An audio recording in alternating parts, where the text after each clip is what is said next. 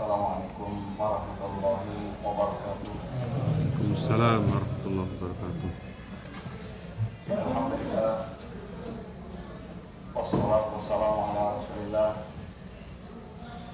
wa ala alihi wa ashabihi wa mawalah, wa la hawla wa la quwwata illa billah, amma ba'du.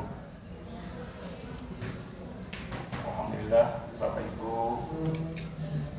jamaah umrah Travel Aliyah rahimani wa rahimakumullah, kita sangat bersyukur kepada Allah SWT yang telah mengantarkan kita khususnya ke Madinah Al-Munawwarah,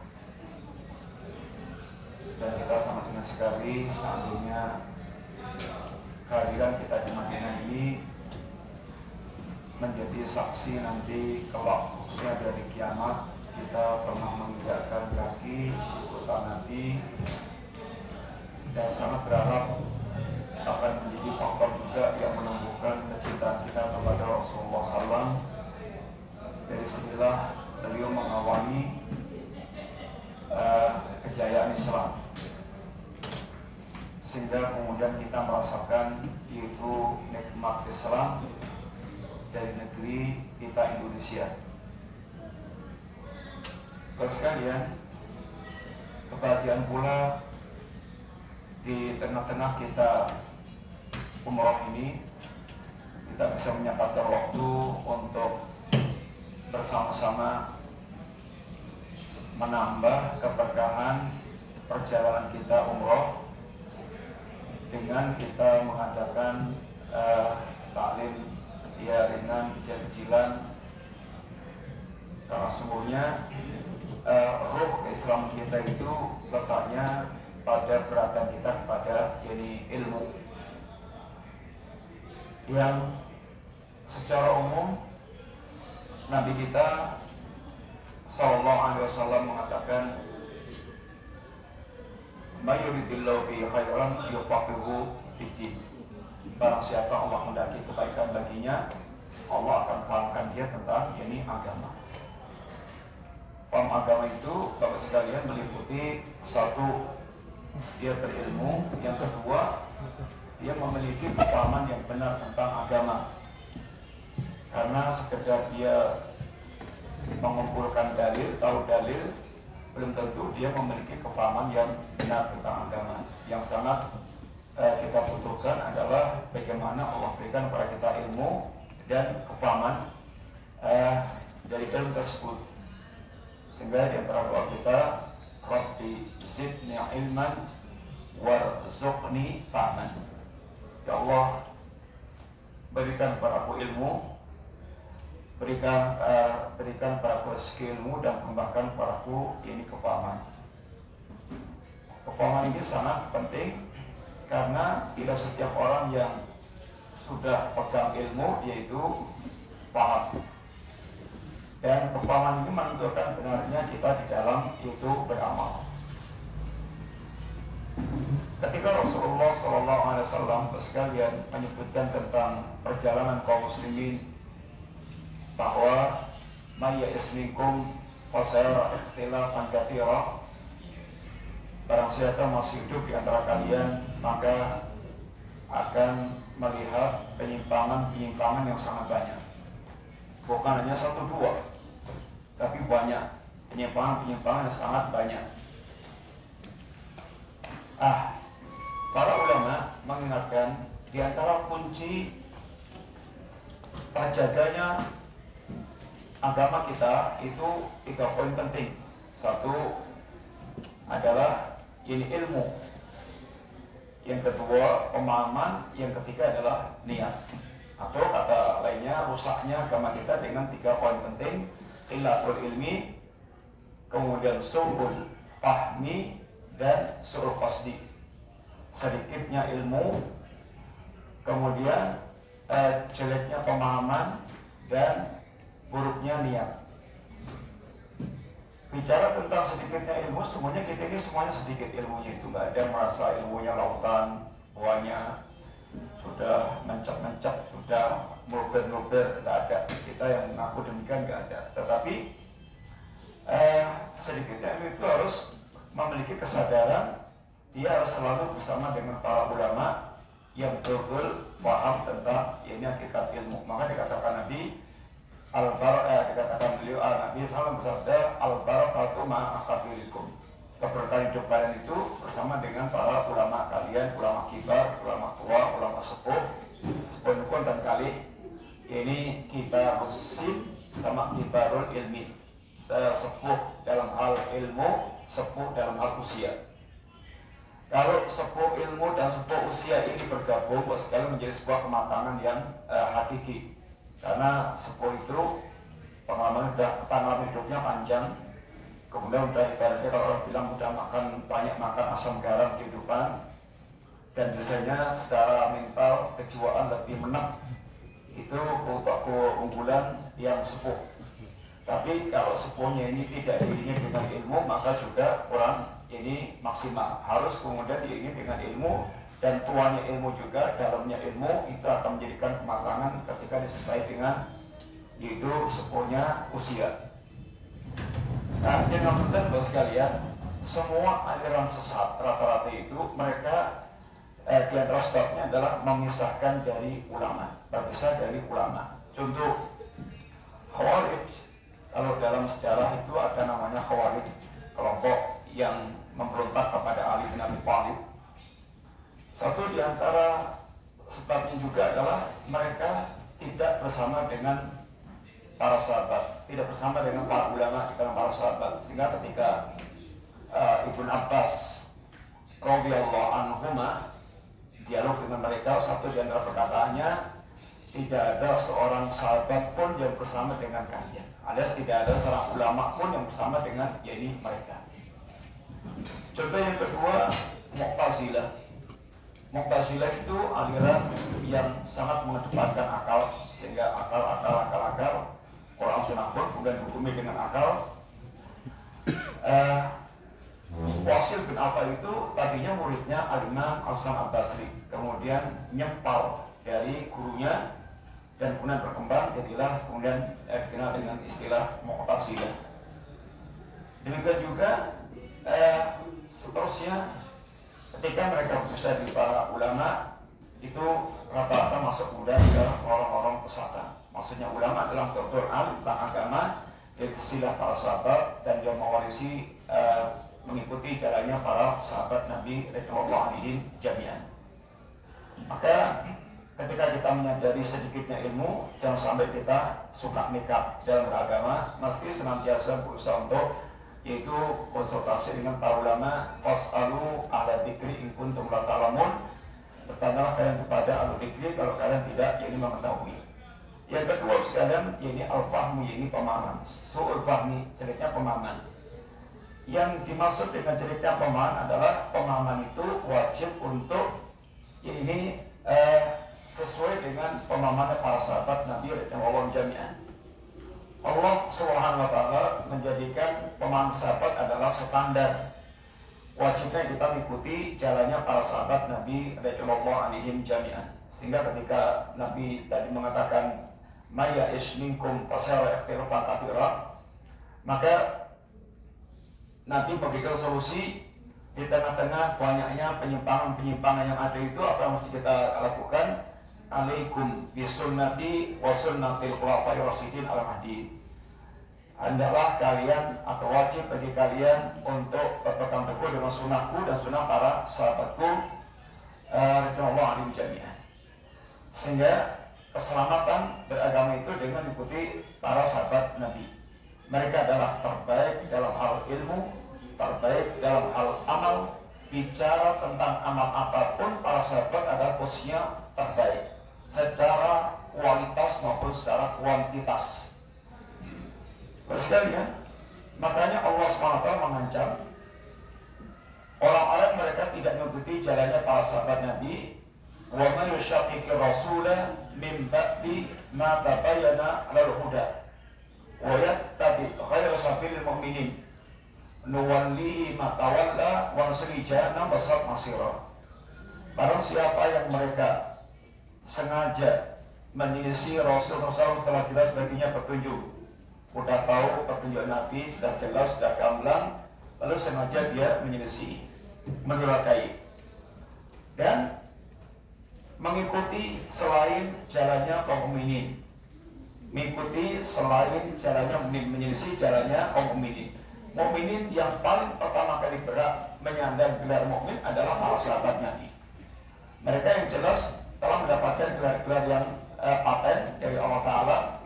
Gelarnya diantaranya ulaika wassadiqun, mereka adalah orang yang jujur dengan keimanannya. Ulaika wal muflihun, mereka orang yang telah sukses dalam beragama, beruntung dengan agamanya. Ulaika umur rasyidun, orang lurus ilmu dan amalnya. Ulaika wal mu'minuna haqqan, mereka orang mukmin yang sejati. Radhiyallahu anhum wa radwan, mereka adalah orang Allah ridhai dan mereka ridha dengan Allah Subhanahu wa taala. Ini semuanya gelar-gelar yang menunjukkan bahwa para sahabat terbaik dalam hal ilmu dan amal. Sehingga Allah menjadikan para sahabat yang rujukan kita di dalam hidup beragama. Maka yang dimaksudkan urut pemahaman adalah pemahaman yang masa yang menyelisih pemahamannya para sahabat Nabi radhiyallahu anhum jami'an. Kemudian yang ketiga suruh qasdi, jeleknya niat. Niat ini sangat memegang peran penting sekali sekalian. Dalam beragama kita membutuhkan kejujuran, sehingga kejujuran kita dalam beragama akan sangat itu berkaitan dengan lurusnya kehidupan kita, bimbingan Allah kepada kita, taufik Allah kepada kita.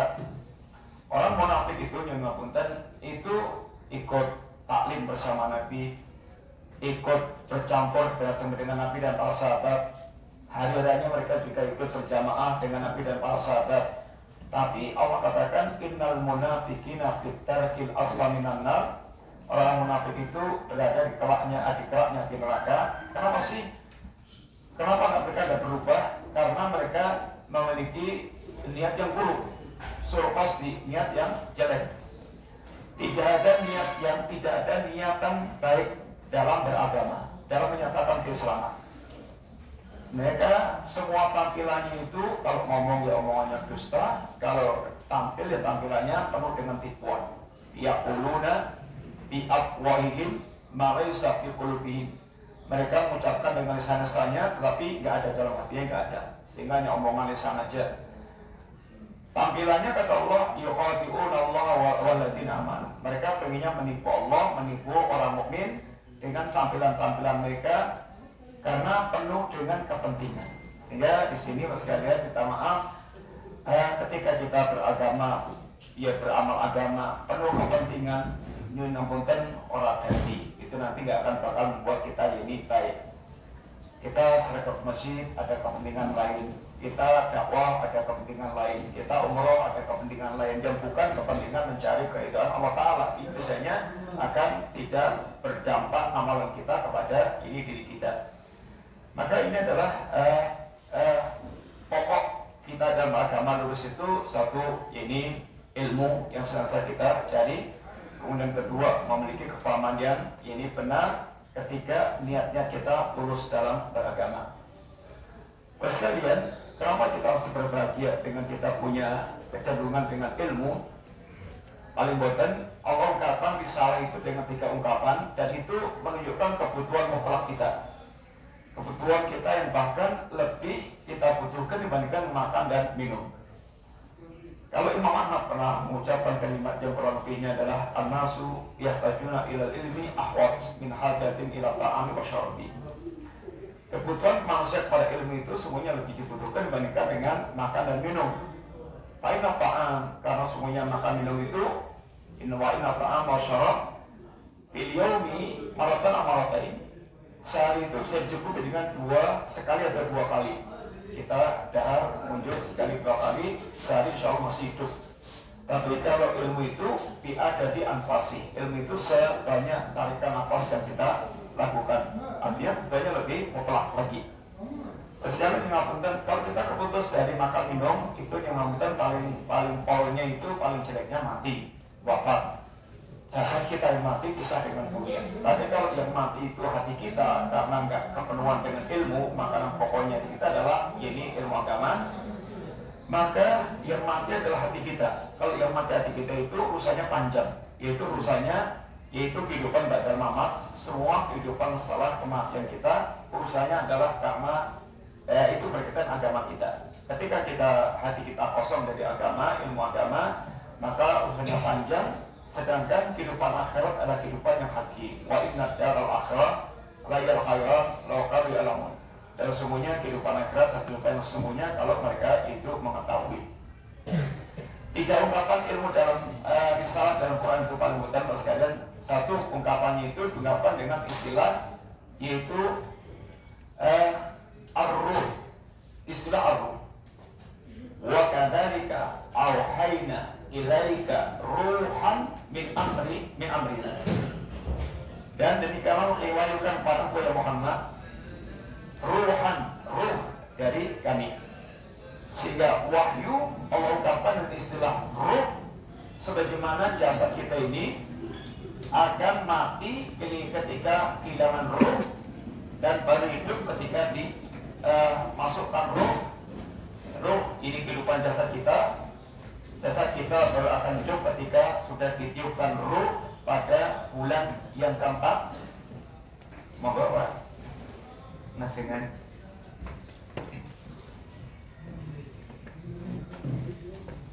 Iya, monggo Pak. Najengan. Ya Pak. Demikian juga hati kita ini akan ada kehidupan ketika kita mengenal ruh risalah. Maka yang ngapunten, orang yang paling hidup hatinya itu yang paling paham agama.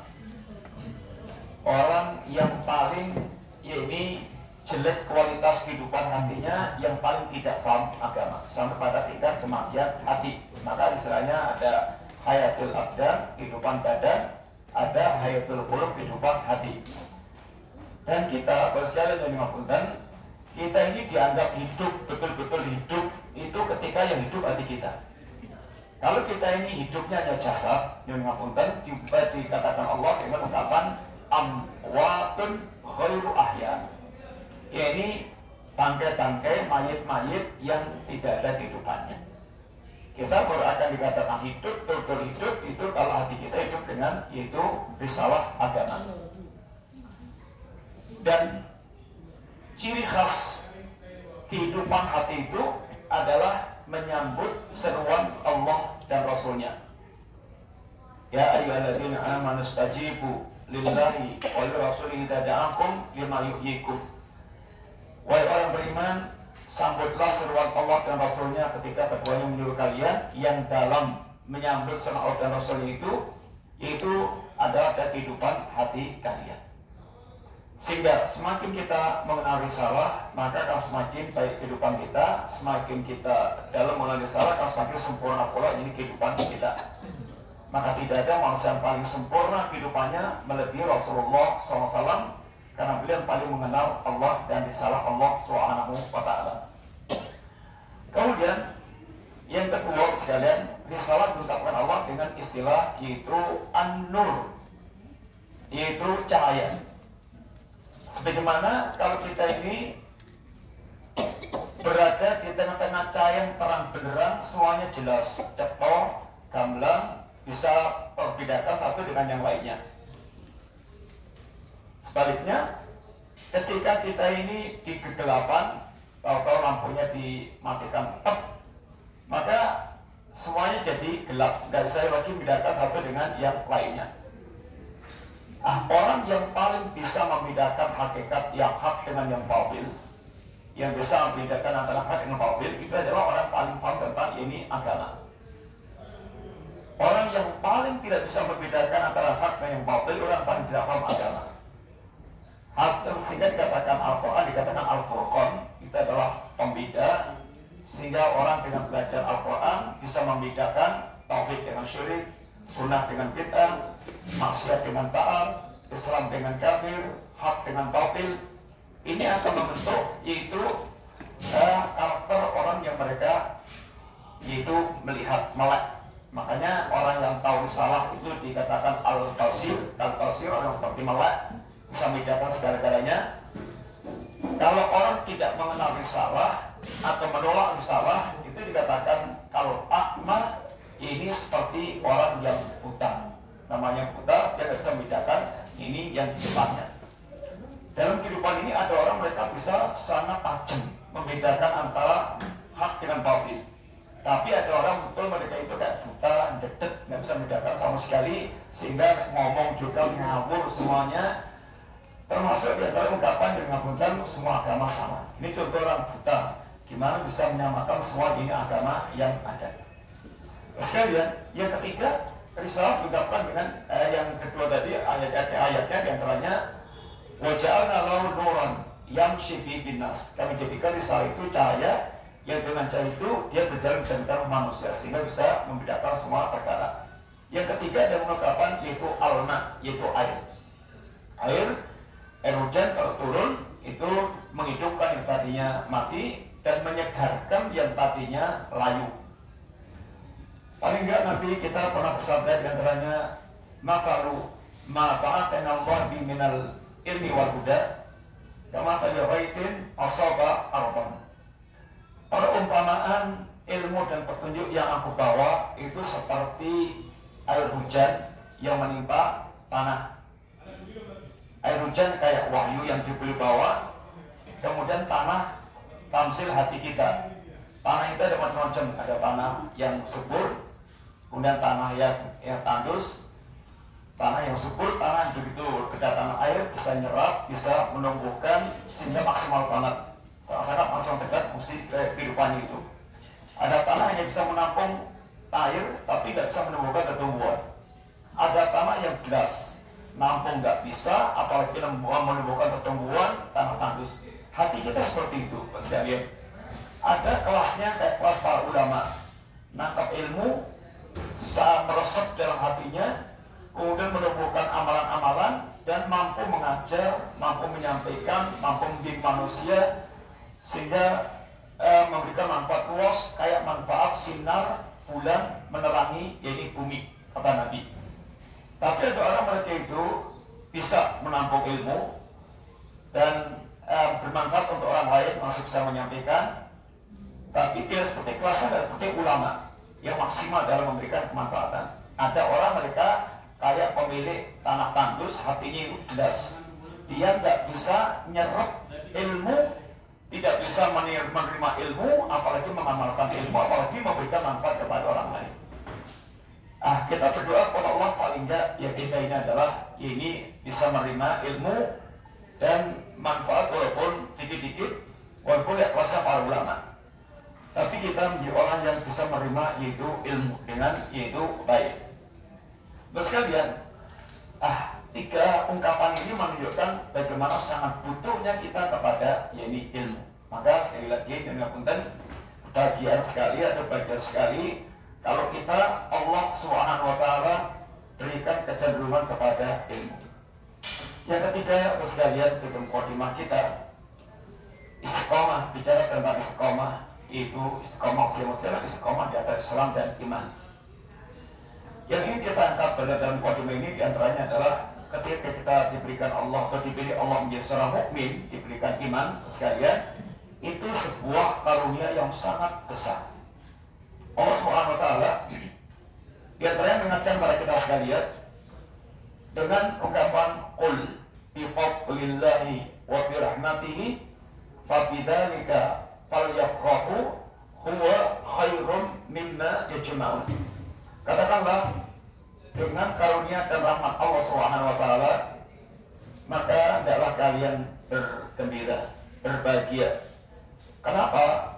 Karena nikmat ini jauh lebih besar, lebih baik dibandingkan dengan dunia dan seisinya yang Allah berikan kepada ini seseorang. Sekalian, tanpa iman kehidupan kita itu menjadi sepo, tidak ada maknanya, tidak ada artinya.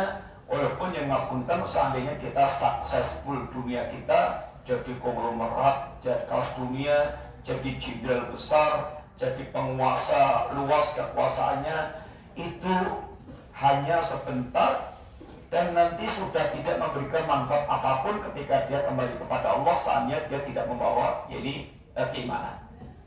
Sekalian, dengan iman ini kita diingatkan Allah Subhanahu wa taala di antaranya pertama, di dunia ini kalau kita pengen betul-betul bisa hidup ayem, tentrem, betul-betul merasakan kebahagiaan yang hakiki, sekalian itu hanya akan dimiliki oleh orang yang mereka hatinya ada keimanan.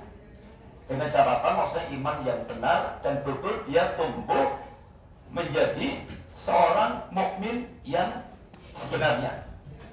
Dunia akan menjadi surga dunia. Dunia akan menjadi surga dunia. Surga dunia itu dengan istilah lain ada jannatul dunia, itu yang paling dominan adalah ketenangan hati, kelapangan dada, itu yang dikatakan dengan jannatul dunia, surga dunia. Yang salah ulama mengatakan inna fid dunya jannatan. Di dunia itu ada ini surga. Yang surga dunia itu kembalinya kepada kondisi hati kita. Secara baru boleh jadi yaitu dia sengsara. Artinya sengsara itu hidupnya banyak dikuyok-kuyok orang. Kemudian mungkin secara zahir dunianya itu terkosor dan kena musibah-musibah. Tapi hati dia bisa sangat lapang, hatinya bisa sangat tenang, dadanya bisa sangat lapang. Dan itu hanya ada pada orang yang mereka beriman kepada Allah SWT. Sekarang kita tanya sekalian, gimana caranya di tengah-tengah musibah yang menimpa seseorang, tapi dia bisa hatinya tenang, dadanya lapang. Caranya berikut. Perkoso enak, enak, berikut. Caranya untuk dia di dunia ini dia berlawan musibah, ada musibah, tapi tetap bisa berlapang dada sama hatinya tenang. Ini caranya berikut. Gimana Pak? Kira-kira caranya supaya bisa dalam kondisi yang kita nampak di mata orang susah, sengsara, sulit, tapi tetap bisa tenang dan itu nyaman. Gimana caranya? Berikut Pak. Ya caranya kita harus memiliki iman dalam hati kita yang membuat kita ini di tengah musibah itu tetap bisa tenang dan bisa berlapang dada. Itu hanya dimiliki oleh orang yang mereka beriman. Kenapa? Karena di balik musibah yang kita dapatkan itu, seorang mukmin punya harapan-harapan besar yang membuat dia bisa ridho dan berlapang dada. Dalam menyikapi musibah, para ulama terangkan ada 4 sikap. 1, nggak bisa bersabar. Pengennya ngamuk, pengennya itu protes, berontak, jodohnya sesak, dia bisa stres, bisa sampai gila. Itu karena nggak punya kesabaran. Yang kedua, bisa bersabar, tapi kesabaran tingkat minimal. Bisa berlapang dada, dia bisa tidak mengeluh kepada manusia, munafik, tapi masih merasakan pahitnya musibah. Dan ini pun juga berat, walaupun dia ini sekedar yaitu tidak mengeluh pada manusia dan merasakan pahitnya musibah, itu pun juga masih sangat berat. Ada di atasnya lagi ridho. Dia bisa ridho dengan ketentuan Allah, ini yang menimpakan Allah, ini takdir Allah, dan saya telah ridho dengan Allah, maka hatinya bisa berlapang dada. Di atasnya lagi, sekalian, adalah tingkat orang yang mereka bersyukur, bukan mensyukur musibahnya, tapi melihat musibah itu, yang dilihat adalah balasan musibah, balasan dari musibah tersebut. Dan ngapunten, kalau umpamanya jenengan kehilangan 100 juta wonten gimana? Sedih wonten? Jelas sedih. Nek umpamini pun bar kehilangan 100 juta, terus bruk 1 miliar, pripun? Sedih wonten? Muga-muga kelang meneh 100 juta niku nek ketok moto. Lah yang ini masalahnya itu mboten ketok moto. Itu membutuhkan keimanan. Membutuhkan keimanan. Orang mereka di balik musibahnya itu, kalau dia beriman, dia punya harapan satu diantaranya dosanya akan berguguran kayak bergugurnya daun kering, sehingga gugur sehingga dia ada orang mereka itu berjalan di muka bumi walaysa lahul khati'ah, dia tidak lagi punya dosa, bersih kembali kepada Allah dalam keadaan bersih karena dosanya tergugurkan dan musibah-musibah itu. Yang kedua, Allah kata Nabi, Allah menyediakan derajat yang tinggi pada seorang, tapi ini nggak bisa diraih kalau hanya mengandalkan amal dia. Bukan cukup, amalnya itu nggak cukup untuk mengangkat dia ke derajat yang tinggi ini. Dengan apa Allah akan bisa sampaikan ke derajat tinggi ini? Dengan musibah yang Allah timpakan kepada mereka. Yang ketiga, dengan musibah itu Allah akan berikan paling berlipat-lipat. Innama yuwaffas sabiruna ajrahum bighairi hisabin. Kemudian di akhirat telah diberitakan Nabi, yawaddu ahlul afiyah law anna juludahum ghurbat bimaqarib. Nanti akan ini di akhirat kelak ketika Allah memberikan balasan pada ahli musibah, orang-orang yang mereka di dunia tidak mendapatkan musibah-musibah kehidupan yang berat, itu ketika melihat temannya menerima pahala dari musibah itu, dia berangan-angan seandainya kulitnya disayat-sayat, digunting-gunting. Karena besarnya pahala yang diterimakan ke ahli musibah. Sehingga di sini orang yang berkata sampai kemana tingkat seperti ini, maka dia selalu bisa mengucapkan di semua sisi kehidupannya seperti apapun, alhamdulillahi ala kulli halin. Segala puji bagi Allah apapun yang menimpa diriku. Itu kalau kita melihat kacamatanya kacamata iman dan punya harapan kepada Allah SWT. Maka sekalian, iman ini yang akan pertama yang akan mewariskan kita betul di dunia bisa menjadi jannatul dunia. Maka kalau sekalian pernah membaca sejarah seorang ulama namanya Syekhul Islam Ibnu Taimiyah, beliau itu sangat dibenci oleh para al-bid'ah karena beliau suka membantah Rafidhah, membantah Sufi, membantah penyembah kubur, membantah berbagai macam aliran sesat. Itu membuat para pemilik pemikiran-pemikiran yang sesat itu sangat sesak dadanya. Apalagi kalau sedang dekat dengan penguasa itu provokatif untuk nangkap, mengusir atau membunuh. Sehingga beliau bahkan keluar masuk penjara sangat sering, sampai matinya pun dalam penjara. Tapi sekalian, beliau punya ungkapan kalimat, ma yaf'aluna a'da'i. Apa sih yang diinginkan para musuhku itu apa, kata beliau. Inna jannati fi sadri, surga itu ada di dadaku. Artinya manapun beliau, di tempat dimanapun, di kaya apapun, beliau tetap merasakan jannatul dunia. Inna jannati fi sadri, sungguhnya surga di dadaku. Wa in qataluni faqad li syahadah. Kalau mereka itu membunuhku, dalam keterbunuhanku adalah syahadah, mati syahid. Ada nggak Pak yang orang mati masuk surga terus pengen ke dunia? Ada nggak? Ada badan?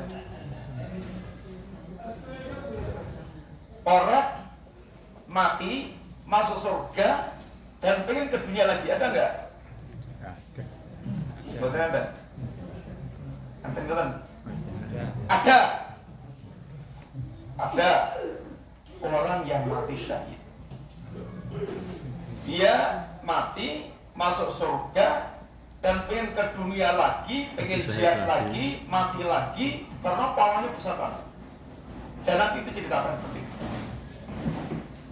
Kemudian wa in taraduni faqad syahah. Kalau mereka itu mengusirku, dalam kata surga adalah syahah, yaitu represi.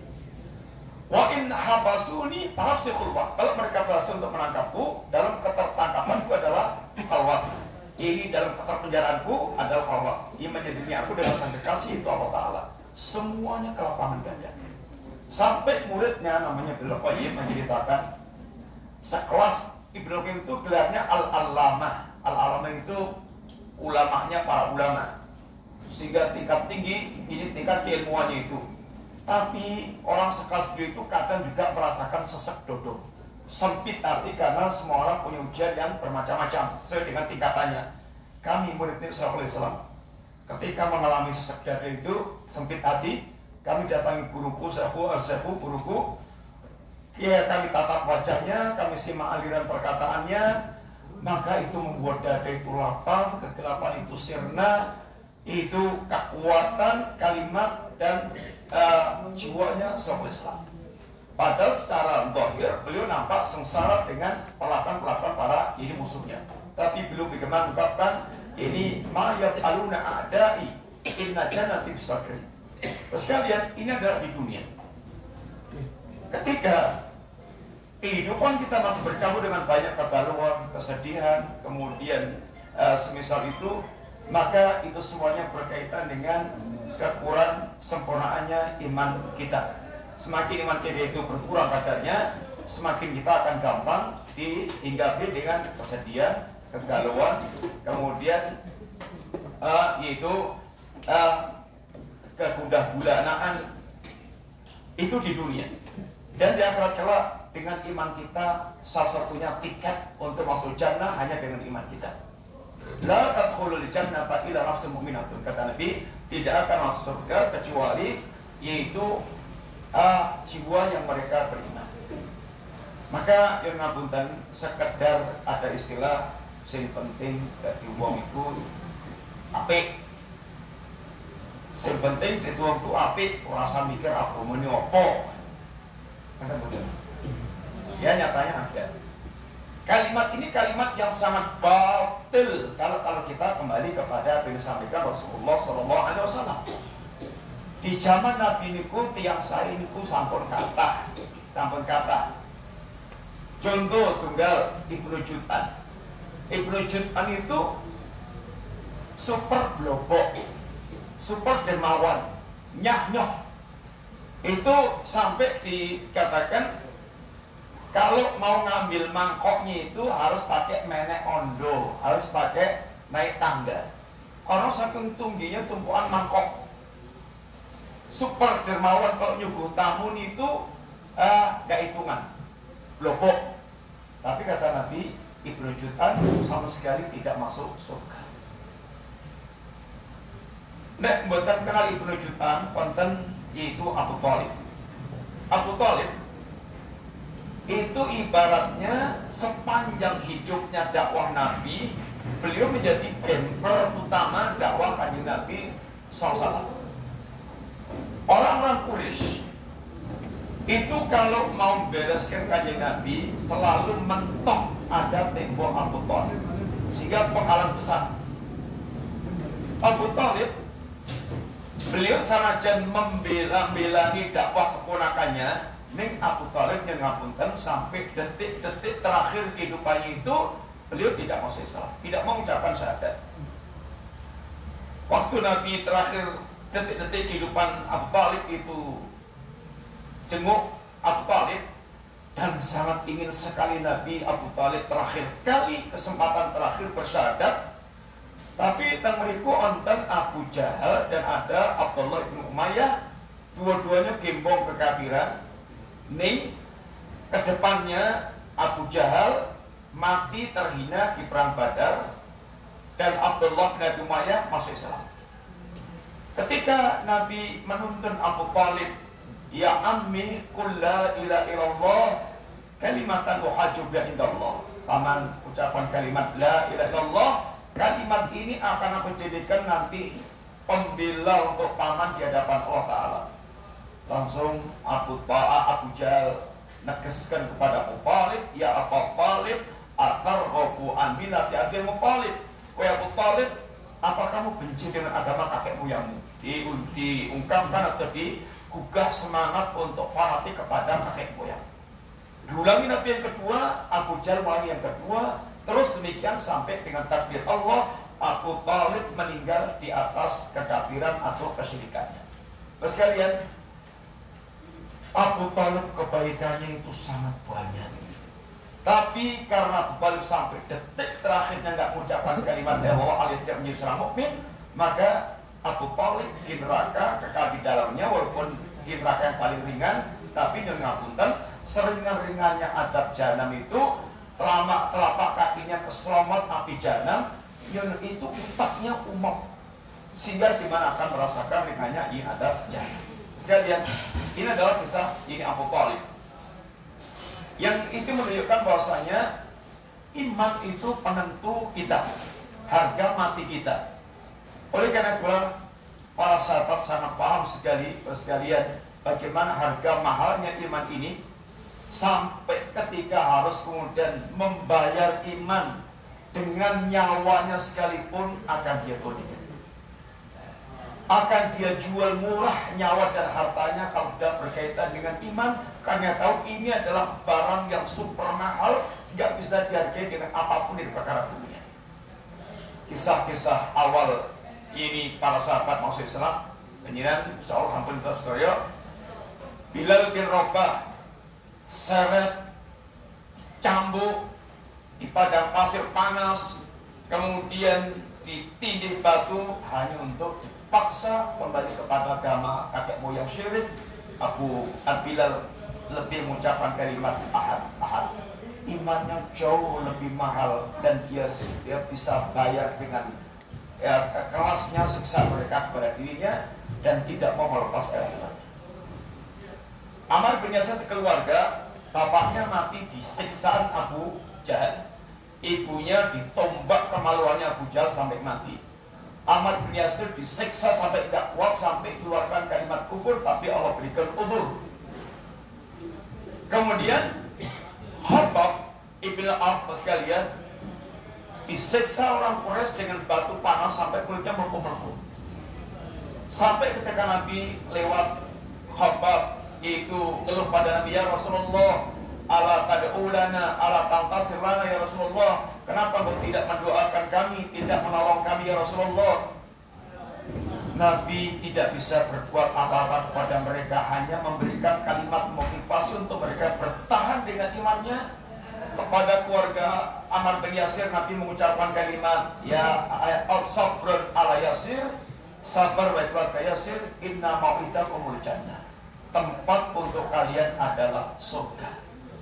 Kemudian kepada Khabbab Nabi ceritakan, ya Khabbab, dulu ada orang mukmin zaman dulu, dia dengan imannya ada yang ditanam tubuhnya di tanah, di atas kepalanya diletakkan gergaji, kemudian digorok melalui batok, kepalanya itu krok sampai sigar, dan itu tidak membuat dia bergeming. Ada lagi yang disisir dengan sisir besi sampai ngerokok, terpisah antara daging dan tulang-tulangnya, dan juga dia tidak bergeming, tidak akan. Demi Allah ya Khabbab, bahwanya la yutimannallahu hadzal amra hatta yasira raqib min san'a ila hadzal maut la yakhafu illa Allah. Demi Allah ya Khabbab, Allah pasti akan memenangkan urusan agama ini sampai nanti akan berjalan dari san'a hadzal maut, tidak ditakutkan kecuali hanya Allah SWT. Sekalian, ini harga iman yang dibayar oleh mereka. Sa'd bin Abi Waqqas, sekalian, beliau orang sangat terkenal dengan baktinya pada kepada orang tuanya, pada ibunya. Setelah masuk Islam, di antara gerakan orang-orang Quraisy mengumpulkan orang-orang tua mereka supaya menekan anak-anaknya untuk kembali kepada agama syirik kakek moyangnya. Di antaranya ibunya Sa'd bin Waqqas, bagaimana mengancam Sa'd untuk dia mogok makan, biar nanti orang bilang Sa'd telah membunuh ibunya sehingga dikatakan anak durhaka. Mulailah kemudian ibunya mogok makan yang pertama, kedua, sampai kemudian mulai lemes, mulai kritis. Kata Sa'd ibunda, saya ibunya punya 100 nyawa, lalu nyawa itu keluar satu persatu, maka akan aku tunggu dengan setia dan aku tidak akan meninggalkan agama.